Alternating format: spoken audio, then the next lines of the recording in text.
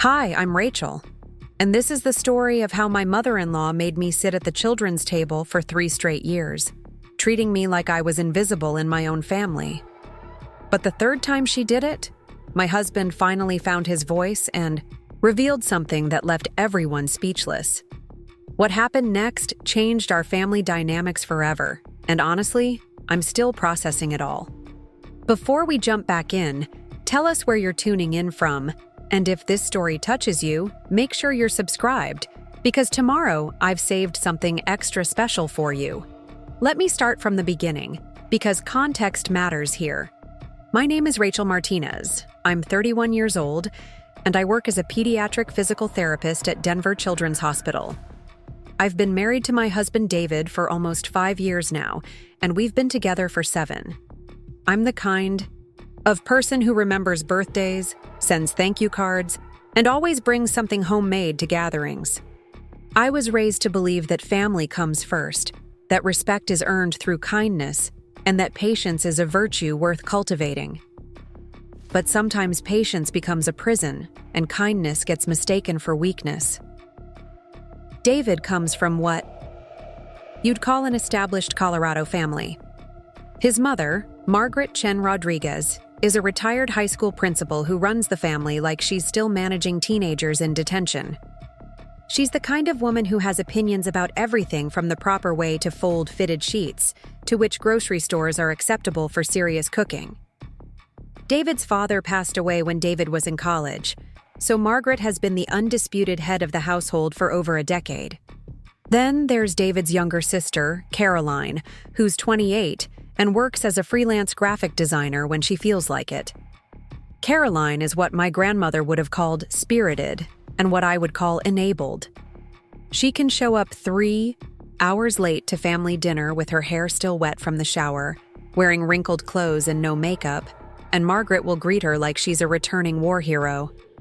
Caroline gets the benefit of every doubt, every excuse, every gentle correction delivered with a smile. The contrast in how Margaret treats her children versus how she treats me has been apparent from day one, but it took me years to stop making excuses for it. When David first brought me home to meet his family, I was nervous in the way that all girlfriends are nervous when meeting potential in-laws. I spent weeks planning what to wear, what to bring, how to present myself. I chose a modest blue dress, brought flowers for Margaret and homemade cookies for the family, and practiced conversation topics in my car before walking up to their front door. Margaret answered wearing a perfectly pressed blouse and slacks, her silver hair styled like she'd just left the salon. She looked me up and down with the assessing gaze of someone who'd spent decades evaluating teenagers trying to get away with something. "You must be Rachel," she said, accepting the flowers with a smile that didn't quite reach her eyes. How thoughtful.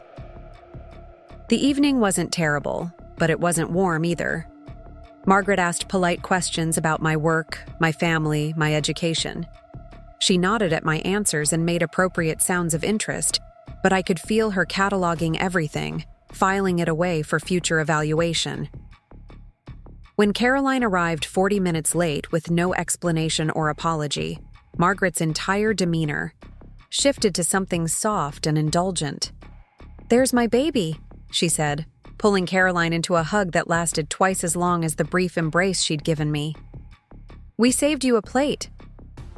That night set the tone for everything that followed. The first Thanksgiving I spent with David's family, I was still optimistic about building a relationship with Margaret. I offered to help with cooking, with setup, with anything she needed. She assigned me to help watch the little ones during dinner, which meant sitting at a card table in the living room with David's 2 young nephews while the adults ate in the dining room. I thought it was just logistics. The dining room table only seated 8 comfortably, and there were 10 adults plus the kids.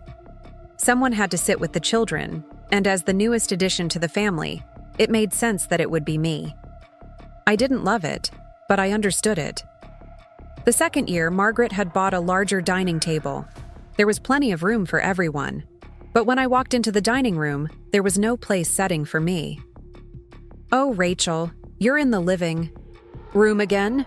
Margaret said brightly when I looked confused. "The boys specifically asked for you. They just love having you there." I glanced around the dining room. Caroline's new boyfriend, whom I'd met exactly once, had a seat at the table. David's cousin's girlfriend, who'd been dating into the family for 6 months, was seated right next to Margaret. But me, David's wife of 2 years, was back at the kids' table. David was already seated, deep in conversation with his uncle about football. When I caught his eye and raised my eyebrows questioningly, he just shrugged and mouthed, "The kids love you." That's when I started to wonder if this was really about seating logistics or something else entirely. The third year was when everything became crystal clear. I had just finished a particularly brutal week at the hospital. We'd had 3 emergency surgeries, a case of suspected child abuse that had kept me up nights, and 2 of our regular patients had been admitted with complications. I was emotionally drained and physically exhausted, but I'd still spent my Saturday morning making Margaret's favorite sweet potato casserole from scratch, using the recipe my own grandmother had passed down to me. David and I arrived at Margaret's house right on time, casserole dish warm in my hands. The house smelled like turkey and sage, and I could hear laughter coming from the kitchen. For a moment, I let myself feel hopeful. Maybe this year would be different. Maybe this year I'd finally feel like part of the family. Margaret greeted us at the door wearing a burgundy silk blouse and her best jewelry. She hugged David first, a long, tight hug accompanied by her telling him how handsome he looked and how much she'd missed him since their last phone call 3 days earlier. Then she turned to me with that same polite smile I'd been getting for 3 years. "Rachel, dear, thank you for the casserole. You can set it on the counter with the other sides." She accepted the dish without looking at it, already turning back to David. "David, you have to see what Caroline made for dessert. She's been experimenting with some new technique she learned online." I followed them into the kitchen, where Caroline was holding court near the stove, explaining her dessert creation to a small audience of relatives. She was wearing jeans with holes in the knees and an oversized sweater that was sliding off one shoulder, but everyone was listening to her like she was delivering a TED Talk. Margaret beamed at her daughter with obvious pride. "Isn't she creative? Always trying new things, always pushing boundaries." I set my casserole dish on the counter next to 3 store-bought sides that other people had brought. No one commented on the fact that I'd clearly spent hours making mine from scratch. No one asked about the recipe or complimented the smell. It just became part of the background, like everything else I contributed to these gatherings. The house was fuller than usual that year. Margaret had invited her book club friends, some neighbors, and what seemed like every distant relative within driving distance. As people arrived, I watched Margaret greet each one with genuine warmth and enthusiasm. She introduced them to everyone, made sure they had drinks, asked about their families and their jobs. When people asked who I was, Margaret would say, "That's Rachel, David's wife," in the same tone she might use to say, "That's the girl who delivers our mail." Factual, but devoid of any warmth or pride. An hour before dinner, Margaret started directing the seating arrangements. She had a printed list and was placing small name cards at each seat, orchestrating the evening like a wedding planner. Watched her work, hoping to see where she'd placed me. The dining room table had been extended to its full length and could now seat 12 people. There were also 2 smaller tables set up in the living room for overflow guests. Preparing and narrating this story took us a lot of time, so if you are enjoying it, subscribe to our channel. It means a lot to us. Now back to the story. Margaret placed David's card at the head of the table, in the seat that had been his father's. Caroline got the seat to David's right, with her latest boyfriend next to her. Margaret's book club friend got the seat to David's left. The neighbors, the distant relatives, even Caroline's ex-boyfriend who'd somehow gotten invited, all had seats at the main table. Then Margaret picked up my name card and walked into the living room. She placed it at the smallest table, the one clearly designated, for the children. David's 8-year-old nephew Marcus and his 6-year-old sister Sophie were already seated there, coloring on paper placemats with crayons Margaret had set out. "Rachel, you're over here!" Margaret called out cheerfully when she saw me watching. "The children specifically requested you. They just adore having a grown-up who understands them." I felt something cold settle in my stomach. This wasn't about logistics or space. This was about hierarchy, and I had just been explicitly placed at the bottom of it. I looked around the room for David, hoping he would notice and say something. He was laughing at something his uncle was saying, completely oblivious to the fact that his wife had just been relegated to the children's table while virtual strangers got seats at the main table. The cold feeling in my stomach started to spread, outward, creeping up my chest and down my arms. I stood there holding my wine glass, watching Margaret make final adjustments to the seating arrangements, and something inside me began to shift. For 3 years, I had told myself that Margaret just needed time to warm up to me, that she was protective of her family and naturally suspicious of outsiders, that once she got to know me better, once she saw how much I loved David and how committed I was to being part of their family, things would change. But standing there watching her place a woman she'd met once at the book club in a seat of honor while putting me with the children, I realized that Margaret knew exactly who I was.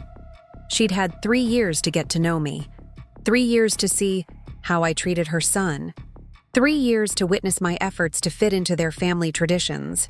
This wasn't about getting to know me better. This was about making sure I knew my place. I walked over to my assigned seat at the children's table, my heels clicking against the hardwood floor. The sound seemed louder than usual, or maybe I was, just hyper-aware of everything around me. Marcus looked up from his coloring page and grinned. "Rachel, you're sitting with us again. Mom said you might be at the big table this year, but I'm glad you're here. Look what I drew." He held up a picture of what appeared to be our family, stick figures holding hands under a rainbow. He'd drawn me right next to him, with yellow, crayon hair and a big smile. "It's beautiful, Marcus," I managed to say, my voice sounding steadier than I felt. "Tell me about all the colors you used." As Marcus launched into an enthusiastic explanation of his artistic choices, I glanced back at the dining room. Margaret was lighting candles, adjusting napkins, making sure everything was perfect for her real guests. David was helping himself to appetizers, still completely unaware that his wife was sitting 30 feet away, feeling like an outsider in what was supposed to be her own family. Caroline's ex-boyfriend, a guy named Brett, who'd cheated on her too, years ago, caught my eye and gave me a little wave from his seat at the main table. Even he had earned a better spot than me. That's when it really hit me. This wasn't just about seating arrangements. This was about respect, about value, about whether I was seen as a real member of this family or just some accessory to David that had to be tolerated. Margaret had made her position clear. In her hierarchy, book club acquaintances ranked higher than her daughter-in-law. Neighbors she saw twice a year were more worthy of inclusion than the woman who'd been married to her son for 3 years. Even Caroline's cheating ex-boyfriend was more welcome at her table than I was. I sat in that undersized chair, helping Sophie open her juice box and cutting Marcus's turkey into smaller pieces, and felt something fundamental shift inside me. The patience I'd been cultivating, the benefit of the doubt I'd been extending, the endless excuses I'd been making for Margaret's behavior, all of it just evaporated. For the first time in 3 years, I saw the situation clearly. Margaret wasn't struggling to accept me. She wasn't being protective or cautious or traditional. She was being deliberately cruel, and she was doing it with a smile on her face and the full support of social convention that said I should just accept it gracefully. I looked across the room at my husband, who was now engaged in an animated conversation about some sports thing with 3 other men, and realized that he was complicit in this. Maybe not intentionally, maybe not maliciously, but his indifference was enabling his mother's behavior. His failure to notice, his failure to speak up, his failure to insist that his wife be treated with basic respect was sending Margaret a clear message that her treatment of me was acceptable. Sophie tugged on my sleeve, asking me to help her, reach the cranberry sauce, and I smiled at her and helped her serve herself. These children hadn't asked to be at the outcast table either. They were here because they were too young to matter in Margaret's social calculations, just like I was here because I was too unimportant to deserve better.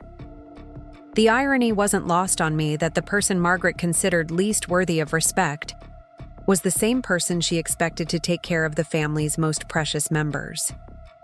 I was good enough to supervise her grandchildren, but not good enough to sit with the adults. I was trustworthy enough to be responsible for Marcus and Sophie's safety and happiness, but not valuable enough to be included in family conversations. As dinner progressed, I could hear fragments of conversation from the main table. They were discussing holiday plans, sharing work updates, debating politics, laughing at inside jokes. Normal family dinner conversation that I was excluded from, not because of space constraints or natural groupings, but because Margaret had decided I didn't deserve to participate. Every few minutes, David would glance over at our table and smile, giving me a thumbs up like he was proud of how well I was handling the children. He seemed to think this was a compliment, that being good with kids was some kind of special gift, that naturally qualified me for exile from adult company. What he didn't seem to understand was that being good with children and wanting to spend every family gathering sitting with them were two entirely different things. I loved Marcus and Sophie, but I was a 31-year-old professional woman who deserved to be treated like an adult member of this family. After dessert, when people started moving around and socializing, I finally got up from the children's table. My back was sore from the too small chair, and my dress had cranberry stains from helping Sophie with her sauce. I walked toward the kitchen, thinking I might offer to help with dishes, or at least find a quiet space to process everything I was feeling. That's when I overheard Margaret talking to her sister Linda, who had driven up from Colorado Springs for the dinner. They were standing by the kitchen island, voices low but not low enough. "She seems nice," Linda was saying. "But she's so quiet. Is she always this reserved?" Margaret glanced toward the living room where I had been sitting, then back to her sister. "She's just very young, you know, still figuring out how to fit into an established family. Some people adapt quickly, and others need more time to understand how we do things here." "But she's been part of the family for what, 3 years now?"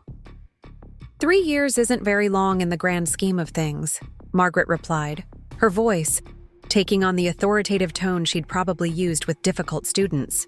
"David is my only son, and this family has certain traditions, certain ways of being together.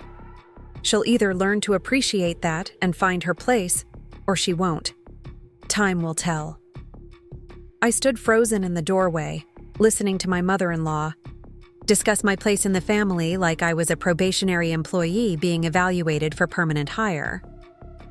"I suppose you're right," Linda said, though she sounded uncertain. "It just seems like maybe she could use a little more encouragement. No, being the outsider can't be easy." Margaret made a dismissive sound. "Linda, I've been welcoming people into this family for 30 years. I know how to handle these situations. Some people earn their place naturally, and others try to push their way in before they're ready. Rachel seems like a lovely girl, but she needs to understand that belonging to this family is about more than just marrying David. Belonging to this family is about more than just marrying David." The words hit me like a physical blow. I had married David. We had stood in front of our friends and family and promised to love and support each other, to build a life together, to be partners in everything.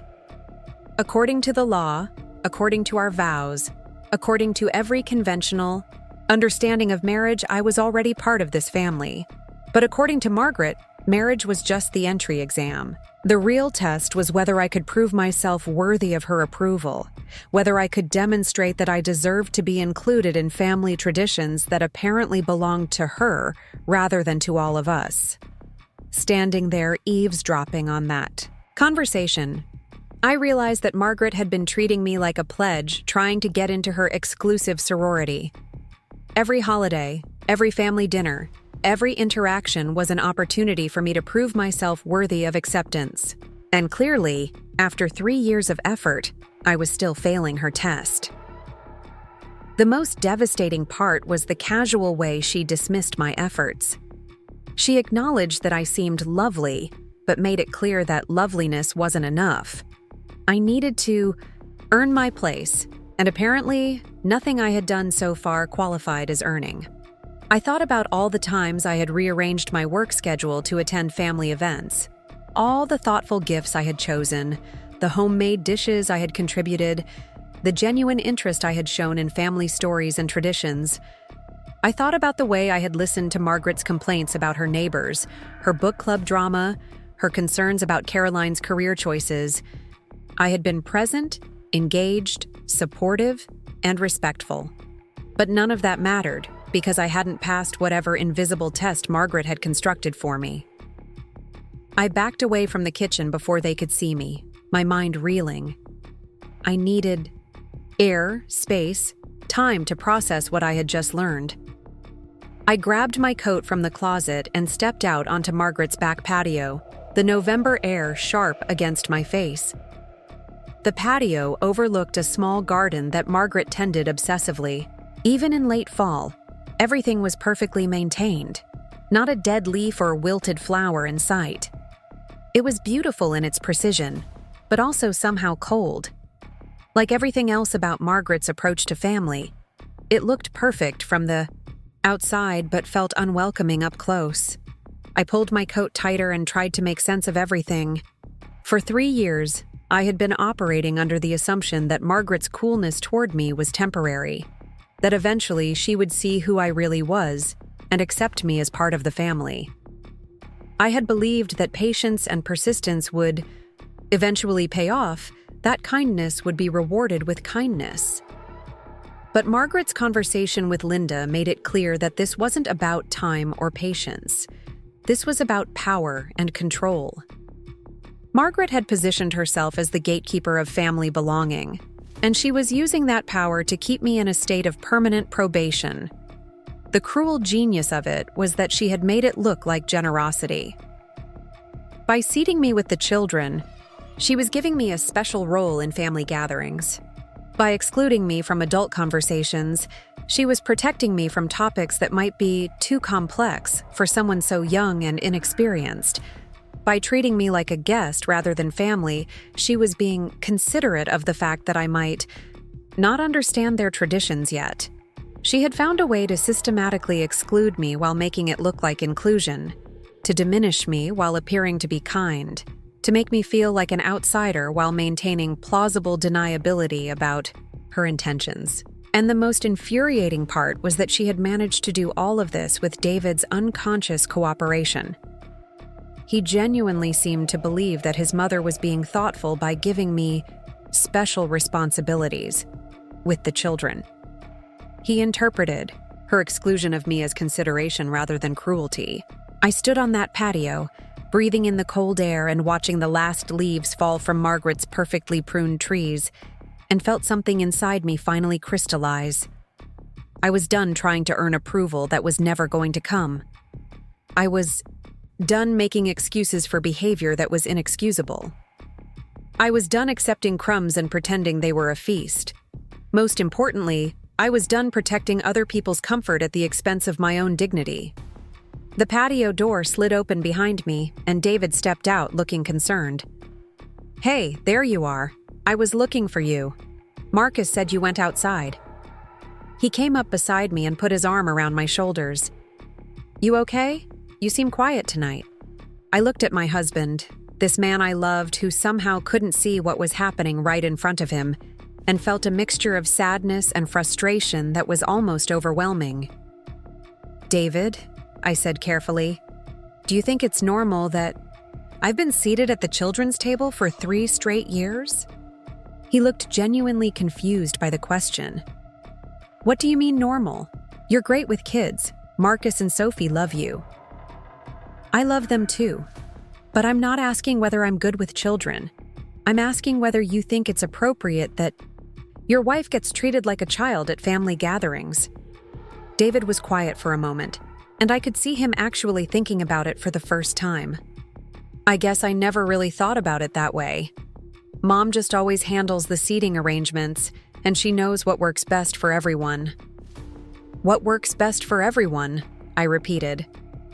David, Caroline's ex-boyfriend, is sitting at the main table. Your mother's book club friend, who I've met twice, is sitting at the main table. But your wife of 3 years is cutting up turkey for 8-year-olds. I watched his face as the reality of the situation began to sink in. David wasn't stupid, and he wasn't malicious. He was just someone who had grown up in a family where his mother's word was law, and it had never occurred to him to question her decisions. When you put it like that, he said slowly, it does seem kind of weird. It doesn't just seem weird, David. It is weird. It's disrespectful and exclusionary and honestly pretty cruel. We stood there in silence for a moment, both of us processing this conversation. I could see David struggling with the competing loyalties of not wanting to hurt his mother and not wanting to hurt his wife. What do you want me to do? He asked finally. It was such a simple question, but it was also exactly the right question. For 3 years, I had been trying to handle this situation on my own, trying to win Margaret over through sheer force of niceness. But Margaret wasn't my mother-in-law because I had chosen her. She was my mother-in-law because I had chosen David, and that meant that David had a responsibility to address problems between his wife and his mother. I want you to notice, I said. I want you to pay attention to how your mother treats me, compared to how she treats everyone else. And I want you to speak up when it's inappropriate. David nodded, looking more serious than I had seen him in a long time. Okay, I can do that. We went back inside together, and I immediately noticed that the seating arrangement hadn't magically fixed itself while we were outside. I was still expected to return to the children's table while the adults continued their conversations in the dining room. But something had shifted. David noticed too. I could see him looking around the room with new eyes, taking in the dynamics that had been invisible to him before. When Margaret suggested that I help get the children ready for dessert while the adults moved to the living room for coffee, David spoke up for the first time in 3 years. Actually, Mom, I think Rachel would like to join the adult conversation. For a while. Marcus and Sophie can handle dessert on their own, can't you guys? The children nodded enthusiastically, proud to be trusted with such independence. Margaret's smile flickered for just a moment before returning to its usual brightness. Of course, she said smoothly. How thoughtful of you to include Rachel. Include Rachel, as if including me was a special favor rather than basic courtesy. But it was a start. And as I followed the adults into the living room and David made sure I had a seat on the couch next to him, I felt something that had been clenched tight in my chest for 3 years finally begin to loosen. I wasn't naive enough to think that one conversation would solve everything. Margaret had had 3 years to establish these patterns, and she wasn't going to give up her power easily. But for the first time since I had joined this family, I felt like I had an ally rather than just an oblivious bystander. And more importantly, I had finally found my voice. I had stopped accepting unacceptable treatment and started advocating for myself.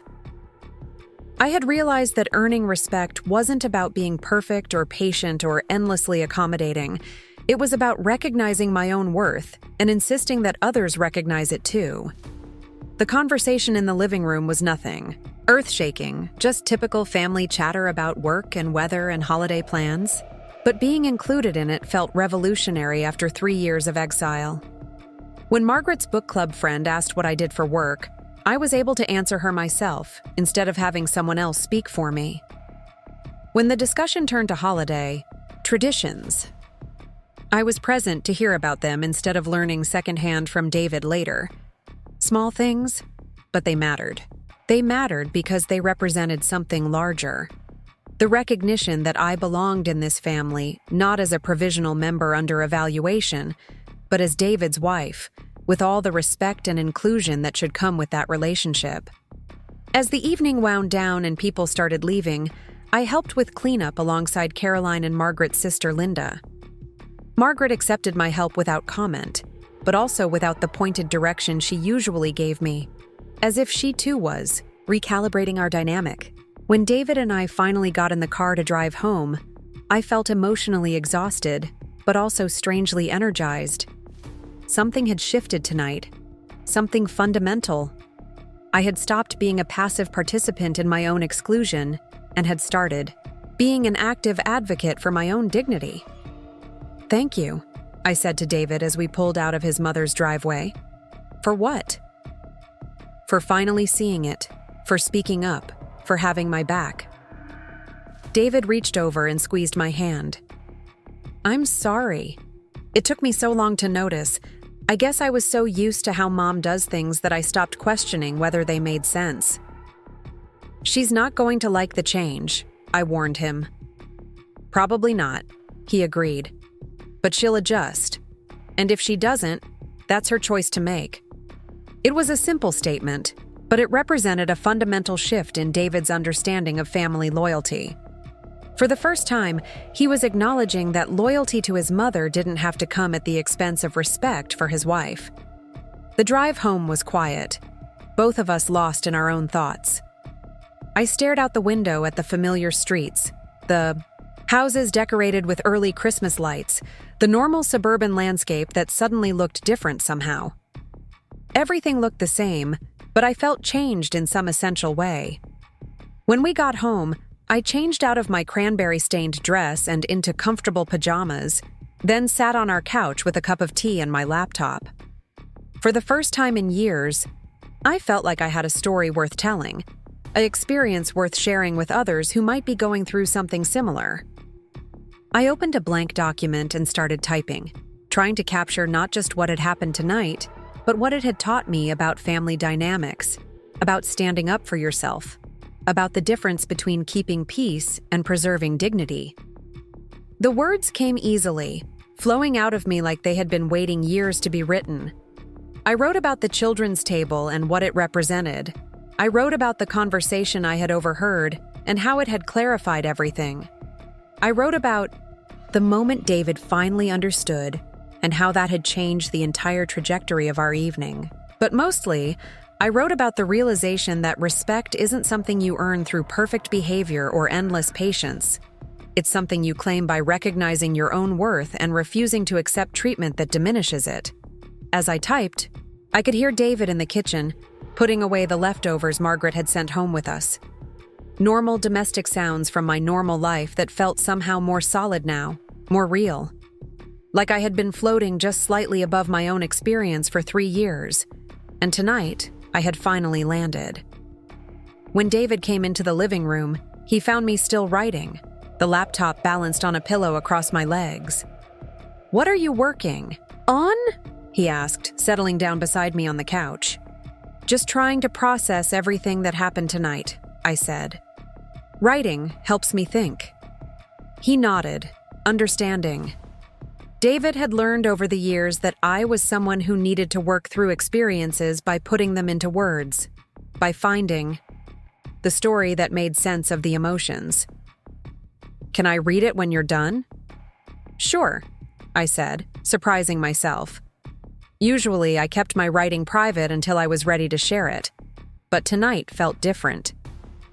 Tonight felt like the beginning of a new chapter in our marriage, one where we were more honest with each other about difficult topics.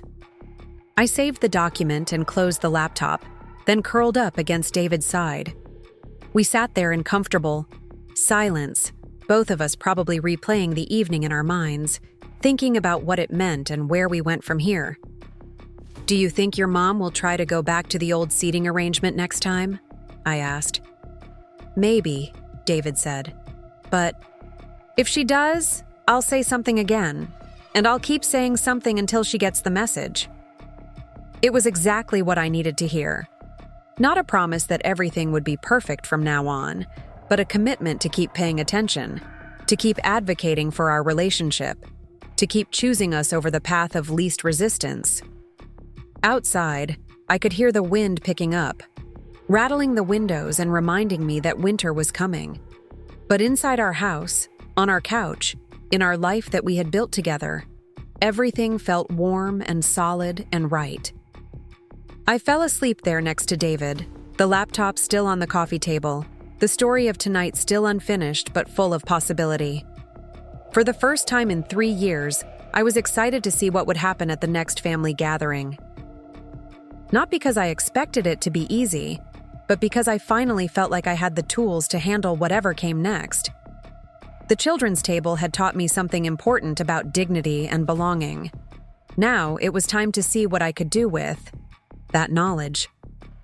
The weeks following that Thanksgiving dinner felt different in ways I couldn't quite articulate. David had become more observant, more present during family interactions, and I could see him starting to notice patterns that had been invisible to him before. It was like watching someone put on glasses for the first time and suddenly realizing how blurry their vision had been.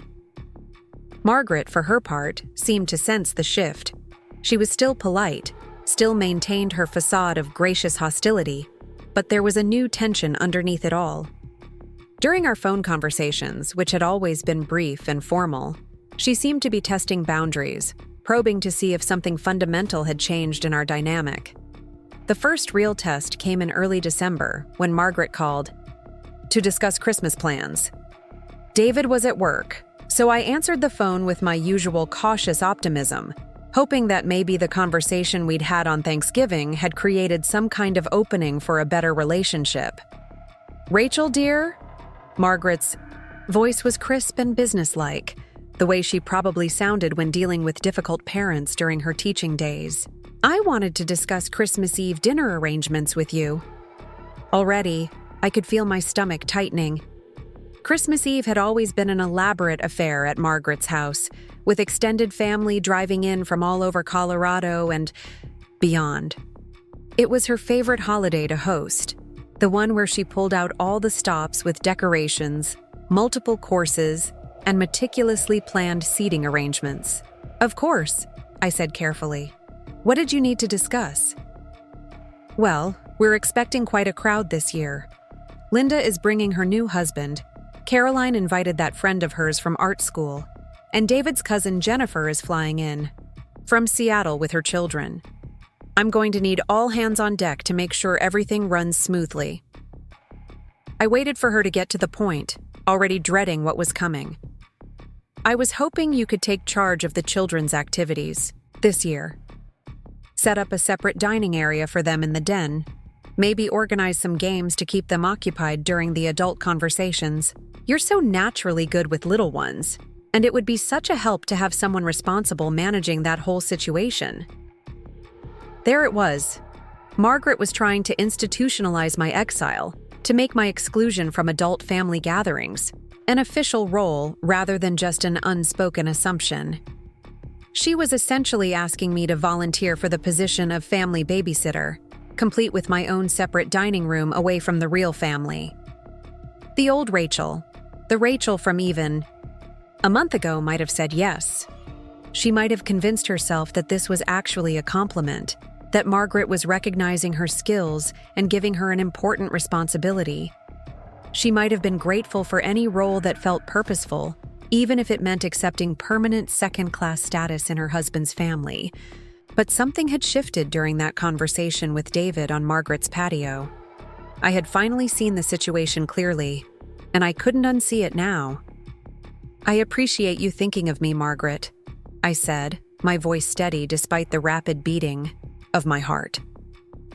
"But I think the children would probably prefer to eat with their families rather than being separated into their own room. Christmas Eve is about being together, don't you think?" There was a pause on the other end of the line, and I could practically hear Margaret recalibrating. "Well, yes, of course family togetherness is important," she said, her tone becoming slightly sharper. "But with so many people, we need to be practical about space and logistics. The children are usually much happier when they have their own space to be loud and messy without worrying about disturbing the adult conversations." "Yeah, I understand the space constraints," I said, feeling surprisingly calm. "But I'm sure we can figure out a way to make room for everyone at the main celebration. Maybe we could rent some extra tables, or rearrange the furniture to accommodate more people." Another pause, longer this time. "Rachel, I've been hosting Christmas Eve for over 20 years. I think I know what works best for our family traditions." Our family traditions. The phrase hit me like a small slap, the same way Margaret's comment to her sister about how we do things here had stung. She was drawing lines again, making it clear that these were her traditions, her family, her rules, and I was just someone who happened to be married to her son. "I'm sure you do know what's worked in the past," I said carefully. "I'm just suggesting that maybe it's time to adapt those traditions to include everyone who's part of the family now." "Everyone is included, Rachel. I'm not sure what you're implying." The gaslighting was so smooth, so practiced, that for a moment I almost doubted my own perception of the situation. But then I remembered sitting at that folding table while Caroline's ex-boyfriend enjoyed prime seating at the main table, and my resolve strengthened. "I'm not implying anything, Margaret. I'm saying directly that I'd prefer to participate in the main Christmas Eve celebration rather than being assigned to supervise children in a separate room." The silence that followed was so long that I actually checked my phone to make sure the call hadn't dropped. When Margaret finally spoke, her voice had lost all pretense of warmth. "I see. Well, I suppose I'll have to rethink the entire arrangement then."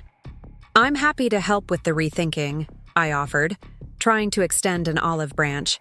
"Maybe we could work together on a seating plan that accommodates everyone comfortably." "That won't be necessary," Margaret said curtly. "I'll handle it myself. I always do." After we hung up, I sat in my kitchen staring at my phone, adrenaline coursing through my system like I'd just survived a car accident. I had never directly challenged Margaret before, had never refused one of her assignments, or questioned her authority over family arrangements. The old dynamic between us had been built on my compliance and her control, and I had just shattered that foundation. I knew there would be consequences.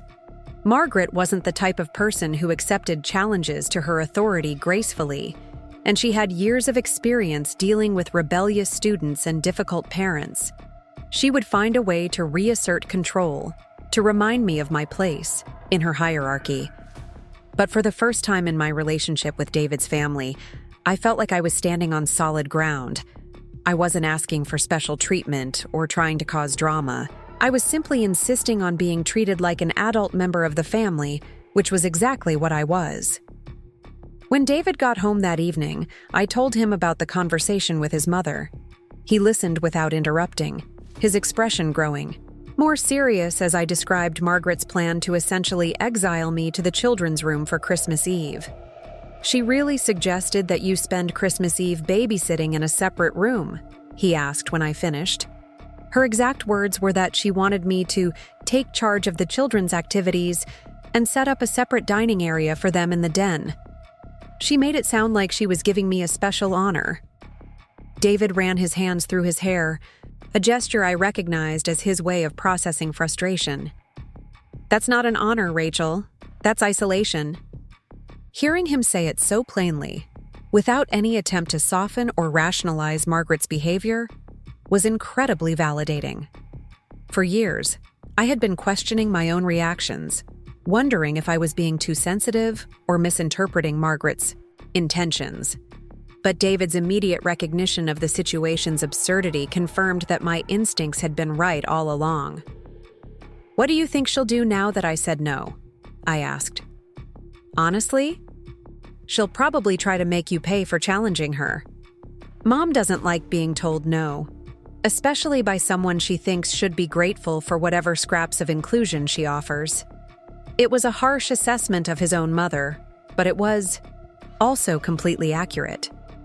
Margaret had constructed a family hierarchy with herself at the top, and she maintained that position through a combination of emotional manipulation and social pressure. Anyone who challenged her authority threatened the entire system she had built. "Are you okay with that?" I asked, with me refusing to go along with her plans. David looked at me like the question surprised him.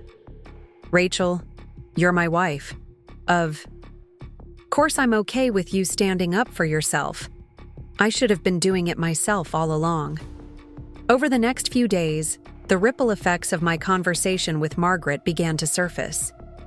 Caroline called David to ask if there was some kind of family drama she should know about because their mother seemed stressed about Christmas planning. Margaret's sister, Linda, left a voicemail suggesting that maybe David and I could host a small gathering at our house instead of attending the big family celebration, just to keep things simple this year. The message was clear. If I wasn't going to accept my assigned role in Margaret's Christmas production, then maybe I shouldn't attend at all. It was a classic power play, designed to make me choose between compliance and exclusion. But Margaret had miscalculated. She was so accustomed to my desperate desire to belong, my willingness to accept any treatment in exchange for inclusion, that she didn't recognize how fundamentally my perspective had changed. I was no longer willing to purchase belonging at the cost of my dignity. When David suggested that we might actually take Linda up on her idea and host our own Christmas celebration, I realized that Margaret's attempt to punish me had actually created an opportunity. For the first time since we'd been married, we could create our own family traditions instead of just participating in hers. "We could invite my parents," I said, getting excited about the possibility. "And your college friends who are still in town. Maybe some of our neighbors." "What about Mom and Caroline?" David asked. "Should we invite them too?" It was a loaded question. Inviting them would be the gracious thing to do, the mature response that showed we weren't trying to create division in the family. But it would also likely result in Margaret declining the invitation and then spending the holiday complaining to everyone about how David and I had abandoned family traditions. Not inviting them would be seen as deliberately exclusionary, a hostile act that would probably damage David's relationship with his mother permanently. But it would also allow us to actually enjoy Christmas without worrying about seating arrangements and carefully managed conversations. "What do you want to do?" I asked David. He was quiet for a long moment, clearly wrestling with the competing demands of family loyalty and personal happiness. Finally, he said, "I think we should invite them. But I think we should also make it clear that if they come, they're coming as guests to our celebration, not as directors of it." It was a diplomatic solution, one that gave Margaret a choice about how she wanted to handle the new reality of our relationship. She could accept that David and I were adults capable of hosting our own family gatherings, or she could boycott and make a statement about her disapproval. I drafted the invitation, carefully, making sure the tone was warm but clear. We were hosting Christmas Eve dinner at our house. We would love for them to join us. Dinner would be served at 7, and everyone would be seated together at our dining room table. Margaret's response came 2 days later, a brief text message that said simply, "We have other plans. Enjoy your dinner." I felt a complex mix of emotions when I read it. Relief that we wouldn't have to navigate Margaret's disapproval during our own celebration. Sadness that David's family was so fragmented that his mother would rather skip Christmas than attend a gathering she couldn't control. And a strange kind of liberation.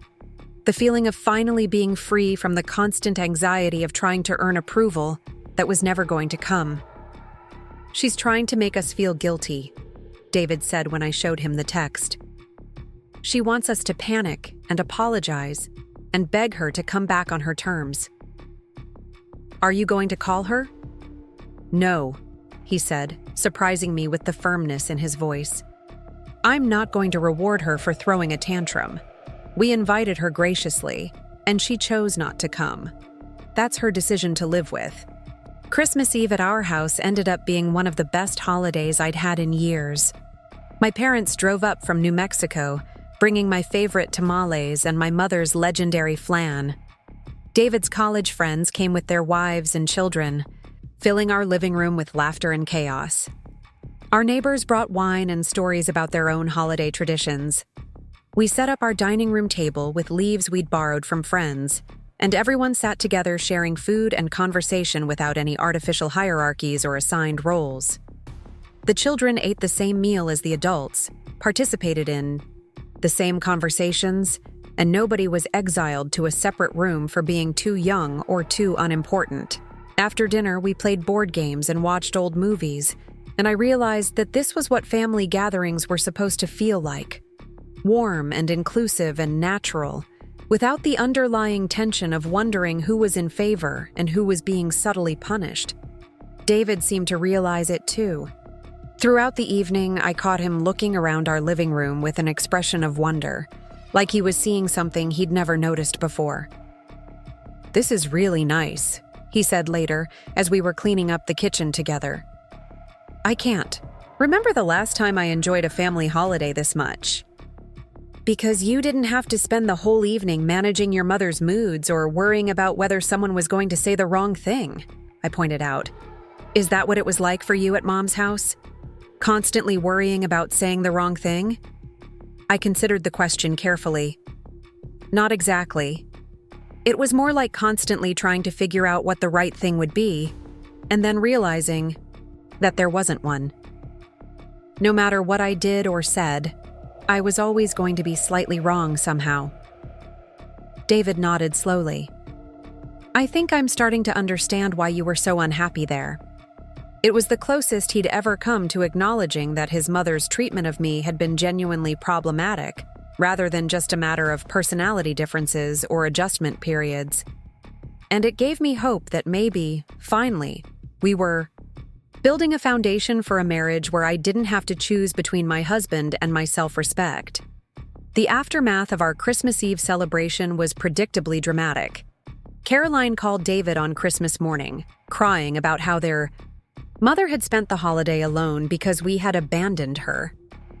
Margaret's sister Linda sent a long email about the importance of family unity and forgiveness, clearly written at Margaret's direction. Several relatives who had been planning to attend Margaret's usual Christmas Eve gathering called to ask what had happened and whether there was anything they could do to help resolve the family conflict. Margaret had apparently told everyone that David and I had decided to break with family traditions and host our own celebration without consulting anyone. The narrative she was constructing painted us as selfish and divisive, the kind of people who would destroy family harmony for their own convenience. It was a masterful piece of manipulation, designed to pressure us into apologizing and returning to our previous roles in her family system. But something had fundamentally changed in how David understood these dynamics. Instead of rushing to smooth things over with his mother, he started questioning the assumptions that had governed his family relationships for his entire adult life. "Why is it automatically our fault that Mom spent Christmas alone?" he asked me after yet another guilt-inducing phone call from a relative. "We invited her. She chose not to come. How is that us abandoning her?" "Because in her version of events, we were supposed to beg her to come back on her terms after she said no," I explained. "When we didn't do that, we became the bad guys." "That's insane." "It's not insane, it's just a different set of rules than what most people operate under. In Margaret's world, challenging her authority is always wrong, regardless of whether the challenge is reasonable or justified." David was quiet for a moment, processing this. "So there was never any way for you to be treated fairly in her house, was there? Because fairness wasn't the goal. Control was the goal." It was a painful realization, but also a liberating one. For years, I had been trying to solve a puzzle that had no solution, attempting to earn respect from someone who had no intention of giving it. Understanding that the game had been rigged from the beginning helped me stop taking Margaret's treatment of me personally. The Cold War between us and Margaret lasted through January and into February. She stopped calling David directly, instead routing all communication through Caroline, who served as her messenger and emotional hostage. The message was always the same. Margaret was hurt and confused by our behavior. She just wanted her family back together, and she was waiting for us to come to our senses and apologize. It was a familiar pattern. one that had probably worked throughout David's childhood and early adulthood.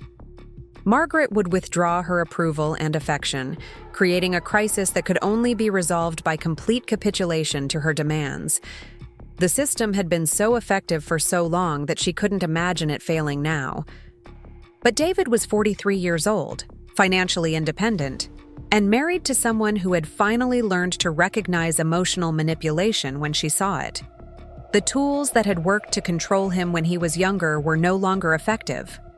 In mid-February, Caroline called David in tears, saying that their mother was really struggling with the family situation and maybe needed professional help to deal with her depression. It was a classic escalation, designed to make us feel responsible for Margaret's emotional well-being and guilty enough to surrender. "Do you think she's actually depressed?" David asked me after the call.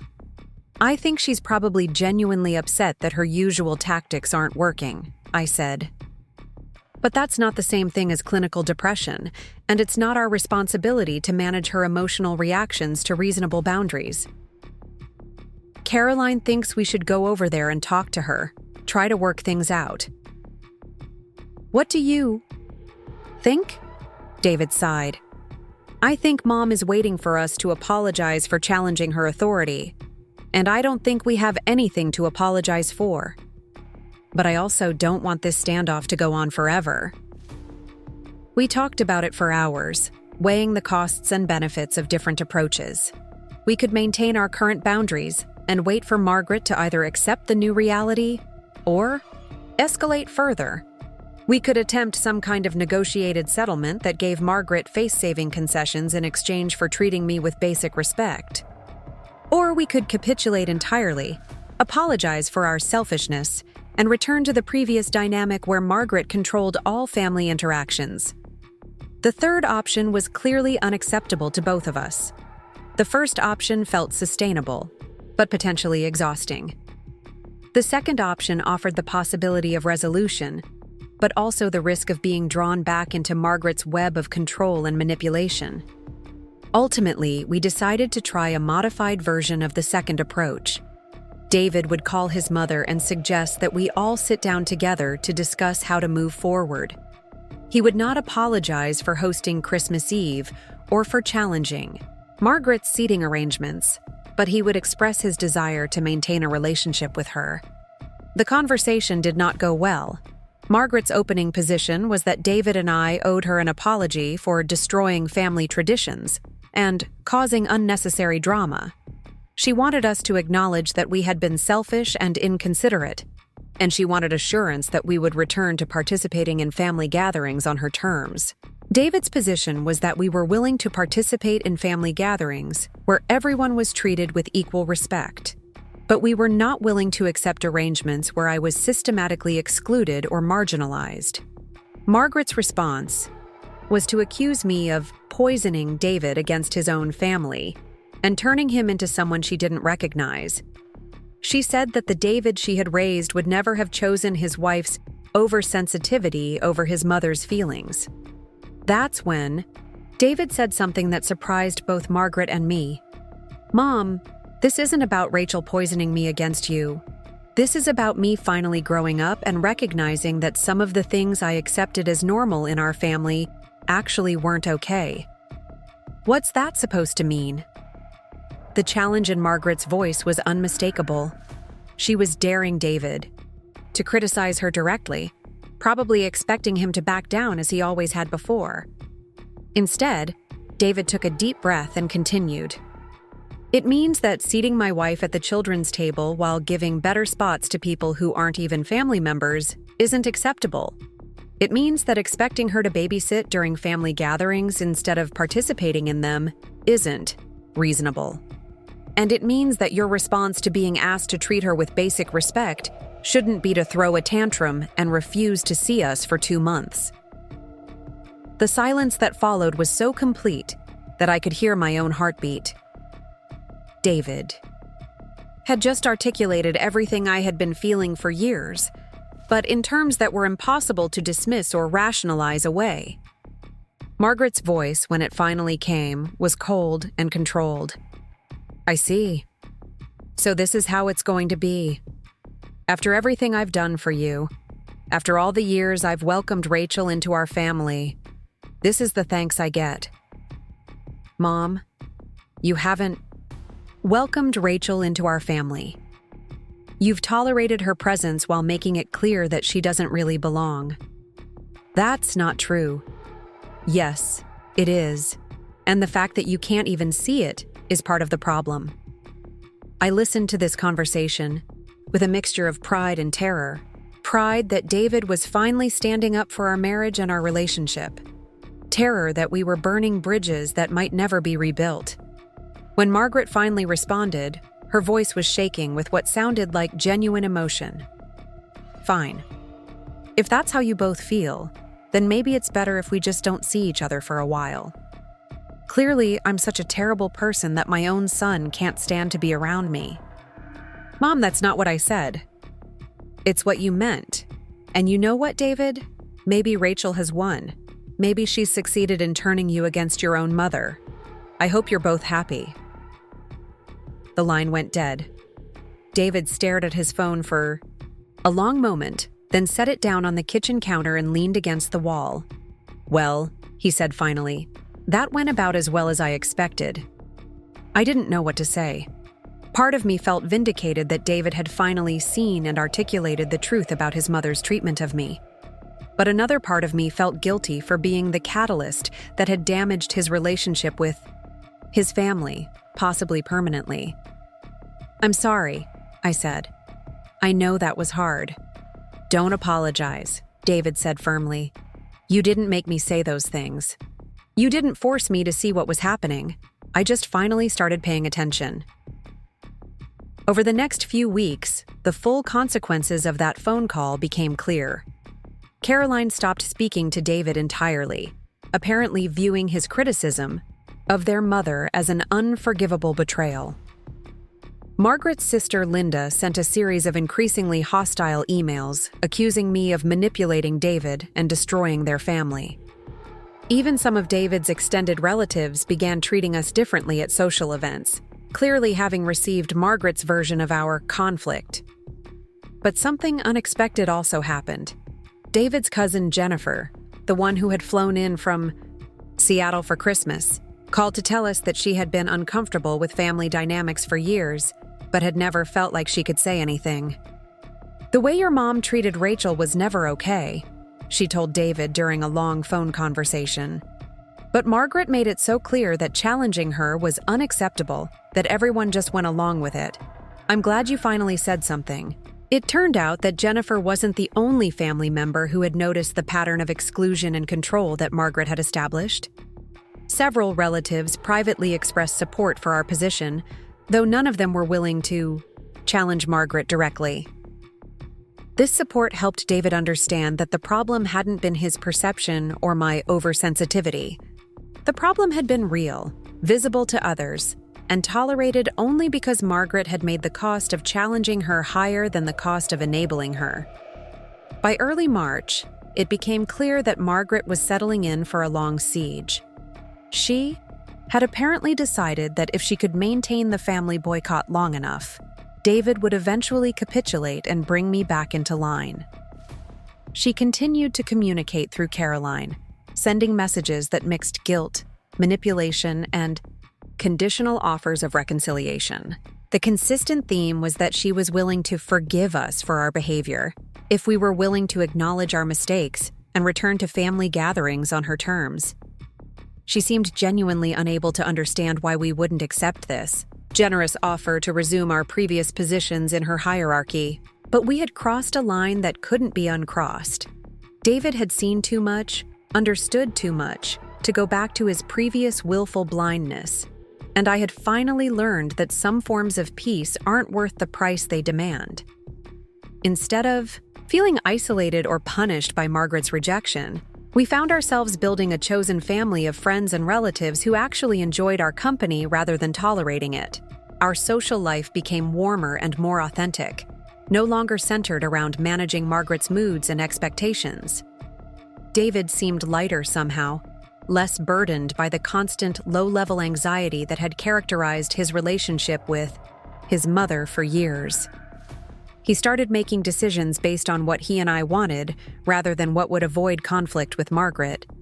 And I began to understand that the real problem hadn't been Margaret's treatment of me, devastating as that had been. The real problem had been my willingness to accept that treatment in exchange for belonging to a family that had never actually wanted me to belong. The revelation that would change everything was still coming. But by the time it arrived, we had already learned the most important lesson: that our worth as individuals and as a couple wasn't dependent on anyone else's approval, not even the approval of the people who were supposed to love us unconditionally. We were building something better than what we had lost, something based on mutual respect rather than hierarchical control. And that foundation would prove to be essential when the truth about our relationship with Margaret finally came to light, in the most unexpected way possible. Spring arrived early that year, and with it came an unexpected phone call that would shift everything once again. I was in my home office reviewing patient files for the following week when my phone rang, with a number I didn't recognize. The voice on the other end was hesitant, almost apologetic. "Rachel, this is Beverly, Margaret's neighbor from across the street. I hope you don't mind me calling, but I got your number from the church directory." Beverly Chen was an elderly woman who had lived in Margaret's neighborhood for over 30 years. I had met her briefly at a few family gatherings, but we'd never had any substantial conversation. She was the type of person who seemed to know everything that happened on her block, but was usually too polite to comment on it directly. "Of course. Beverly, is everything all right?" "Well, that's what I'm calling about. I've been watching Margaret's house for the past few weeks, and I'm concerned about her. She hasn't been maintaining her garden the way she usually does, and I haven't seen her car leave the driveway in days. I tried calling her, but she's not answering her phone." My first instinct was to feel a surge of worry, followed immediately by frustration at being put in this position. Margaret had been the one to cut off contact with us, but now I was being asked to check on her welfare, as if I were still her responsible daughter-in-law. "Have you tried calling Caroline?" I asked. "I did, but she said she's been busy with work and hasn't had time to visit lately. She suggested I call you or David since you live closer." Of course, Caroline had deflected responsibility onto us. It was exactly the kind of manipulation Margaret had taught her, making other people responsible for problems they hadn't created. "I'll talk to David about it," I promised Beverly. "We'll figure out something." After I hung up, I sat staring at my computer screen, trying to process this new complication. Part of me wanted to ignore Beverly's call entirely. Margaret had made it clear that she didn't want us in her life, so why should we be responsible? For checking on her well-being? But another part of me, the part that had spent years trying to be the perfect daughter-in-law, couldn't let go of the concern that something might actually be wrong. Despite everything that had happened between us, I didn't want Margaret to be suffering alone. When David got home that evening, I told him about Beverly's call. His reaction was immediate and complicated, a mixture of worry, frustration, and something that looked like dread. "She's probably fine," he said, but I could hear the uncertainty in his voice. "She's just being dramatic, trying to get us to come running back so she can be the victim who graciously forgives us." "Maybe," I agreed. "But what if she's not fine? What if something's actually wrong?" David ran his hands through his hair, that familiar gesture of frustration and indecision. "I don't know what to do, Rachel. If we go over there, we're playing right into whatever game she's running. But if we don't go and something's actually wrong, we'll never forgive ourselves," I finished. We decided that David would drive by Margaret's house the next morning on his way to work, just to see if anything looked obviously amiss. It felt like a reasonable compromise between concern and boundaries, a way to check on her without getting drawn back into her web of manipulation. But when David called me from Margaret's driveway at 8:30 the next morning, his voice was tight with worry. "Her newspapers are piled up on the front porch, and her car hasn't been moved in days. The blinds are all closed, and she's not answering the doorbell." Do you think we should call the police for a welfare check? I'm going to try calling Caroline first, see if she knows anything. If she doesn't, then yes, we probably should call someone. Caroline's phone went straight to voicemail. David left a message explaining the situation and asking her to call back immediately, then tried Margaret's sister, Linda. Linda was in Florida visiting her grandchildren and hadn't spoken to Margaret in over a week. By noon, we had exhausted all the family contacts without getting any useful information. Everyone assumed that someone else was in regular contact with Margaret, but it turned out that her network of support was thinner than any of us had realized. David ended up calling the Denver Police Department to request a welfare check. 2 officers arrived at Margaret's house within an hour, and David met them there to provide background information about the family situation.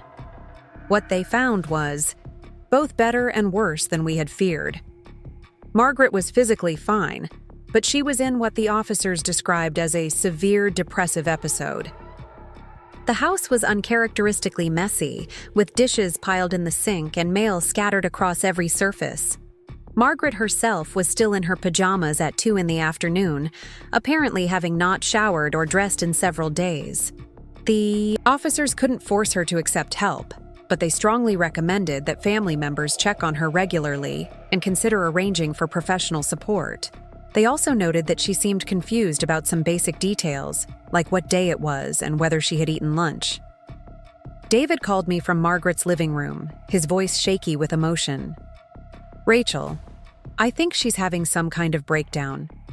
The house is a disaster, and she keeps talking about how everyone has abandoned her, and she doesn't understand why her family doesn't love her anymore."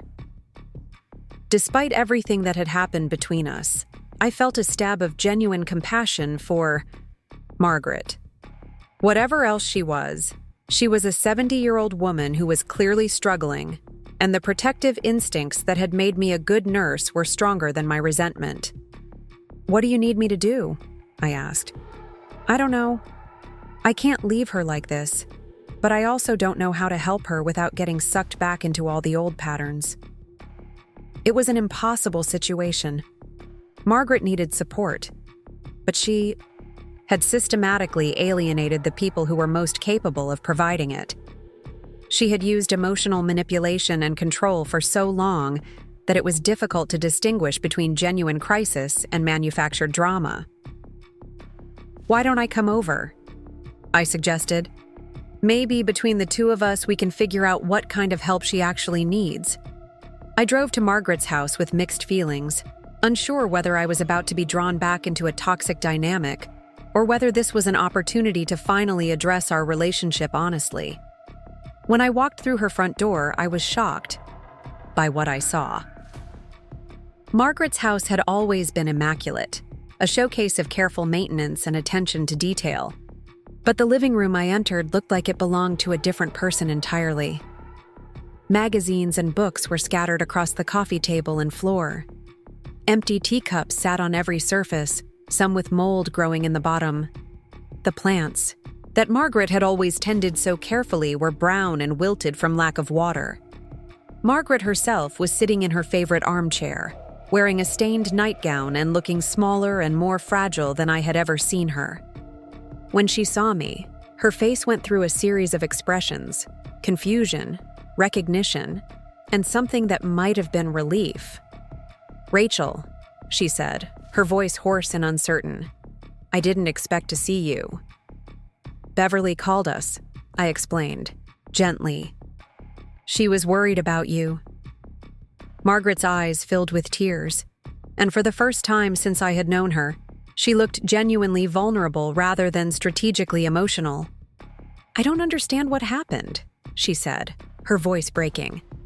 "I don't understand why everyone is so angry with me. I just wanted our family to stay together." David and I exchanged glances. This was the conversation we had been avoiding. For months, the reckoning that Margaret had been too proud to initiate, and we had been too hurt to pursue. "Mom," David said carefully, "we're not angry with you because we want the family to fall apart. We're upset because of how Rachel has been treated at family gatherings."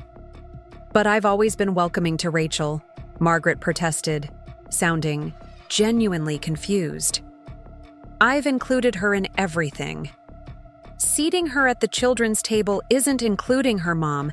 It's excluding her while making it look like inclusion. Margaret stared at David as if he had said something incomprehensible. The children's table? But she's so good with children. I thought she enjoyed spending time with them. I could see that Margaret wasn't being deliberately obtuse. She had constructed a narrative about my role in the family that made perfect sense to her, and she genuinely couldn't understand why anyone would see it differently. Margaret, I said gently, sitting down on the couch across from her. I do enjoy spending time with children, but I'm also an adult woman who deserves to participate in adult family conversations. When you consistently seat me away from the main table, it sends a message that I'm not important enough to include in the real family gathering. But there are always space constraints, Margaret said, her voice taking on the defensive tone I knew so well. Someone has to sit with the children, and you're naturally good at managing them. Why does it always have to be me? I asked. Why not Caroline, or one of David's cousins, or rotating the responsibility among different family members? Margaret opened her mouth to respond, then closed it again, looking genuinely perplexed. It was as if the question had never occurred to her before. I suppose I just thought, you seem to fit naturally into that role. The role of being separate from the family? No, the role of being helpful with the children. I could see that we were talking past each other, operating from completely different frameworks of understanding. Margaret saw herself as recognizing my strengths and giving me meaningful responsibilities.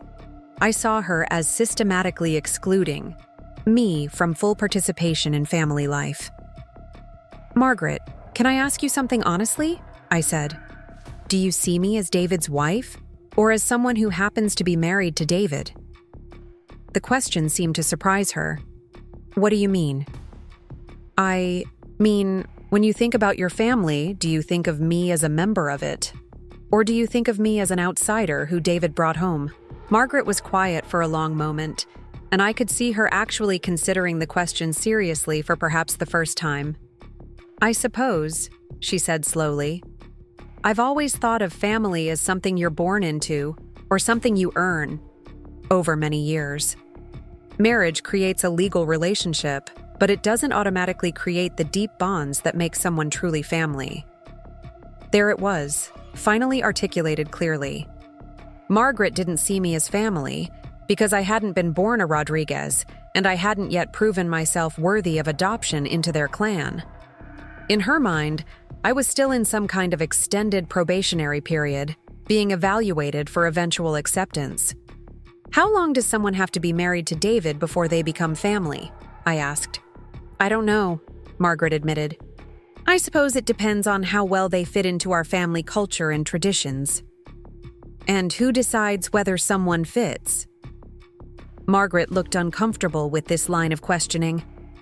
It's not really about one person deciding, it's about natural compatibility and shared values. But you're the one who makes seating arrangements and decides who gets included in family conversations and who gets relegated to supervising children. So, in practice, you are the one deciding. Margaret's face flushed, and I could see her struggling with the implications of what I was saying. She had never thought of herself as gatekeeping family membership, but that was exactly what she had been doing. David, who had been listening to this exchange with growing understanding, finally spoke up. Mom, Rachel has been part of our family for 5 years.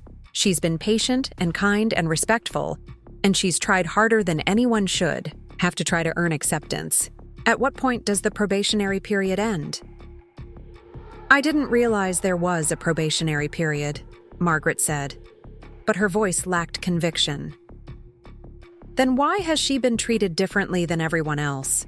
David pressed. Why does Caroline's boyfriend of 6 months get seated at the main table while my wife of 3 years gets sent to babysit? Margaret was quiet for a long moment, and I could see her mind working, trying to reconcile her self-image as a welcoming matriarch with the reality of her behavior toward me. "I suppose I was being protective," she said finally. "David is my only son, and I wanted to make sure that anyone who became part of our family really understood and appreciated our values." "What values?" I asked. What was I supposed to understand and appreciate that I somehow missed? Margaret struggled to articulate an answer, and I realized that her values were really just preferences and habits that she had elevated to the status of moral principles. She liked things done a certain way, and she interpreted any deviation from her preferences as a character flaw in the person who suggested change. "I suppose I wanted to see that you respected our family traditions and understood your place in the family structure," she said eventually. "My place," I repeated. "Which was what exactly?" "Well, as David's wife, you would naturally be supportive of family harmony and willing to help where needed. By sitting at the children's table and staying quiet during adult conversations." Margaret's face crumpled and she started crying in earnest. "I never meant to hurt you, Rachel. I really didn't. I thought I was being considerate, giving you a role where you could be successful and comfortable." For the first time since I had known Margaret, her tears seemed genuine rather than manipulative. She was finally confronting the gap between her intentions and her impact, and the realization was clearly devastating to her. "I believe that you didn't mean to hurt me," I said gently. "But the impact of your actions was hurtful, regardless of your intentions." "I don't know how to fix this," Margaret said, her voice barely above a whisper. "I don't know how to undo years of getting it wrong." David moved to sit on the arm of his mother's chair, putting his hand on her shoulder in the first gesture of physical comfort I had seen him offer her in months. "You don't have to undo anything, Mom. You just have to do better going forward." "How? How do I do better?"